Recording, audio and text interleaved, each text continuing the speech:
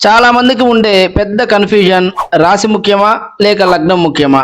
అసలు రెండింటికి తేడా ఏంటి? ముందుగా రాశి.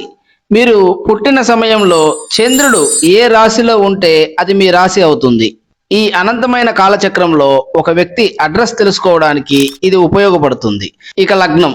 మీరు పుట్టిన నిమిషానికి తూర్పు దిశలో ఏ రాశి ఉదయిస్తుందో అది మీ లగ్నం అవుతుంది. దీనిని రైజింగ్ సైన్ అని అంటారు. ఇది సూర్యుడి ఆధారంగా నిర్దేశించబడుతుంది. ఇంకా సులభంగా అర్థమయ్యేలా చెప్పాలి అంటే, ఒక వ్యక్తి ఏ సమయంలో పుట్టినట్లయితే ఎంత సుఖాన్ని ఎంత దుఃఖాన్ని అనుభవించాలో అప్పటి గ్రహ స్థితులను బట్టి బ్రహ్మదేవుడు పెట్టినటువంటి జనన ముహూర్తాన్ని లగ్నము అంటారు. అందుకే జ్యోతిష్య శాస్త్రంలో ఫలితాలు తెలుసుకోవడానికి రాశి కన్నా లగ్నం ముఖ్యం. ఎందుకంటే ఒకే రాశిలో చాలా మంది పుట్టవచ్చు, కానీ లగ్నాన్ని బట్టి వారి జీవితం ఉంటుంది.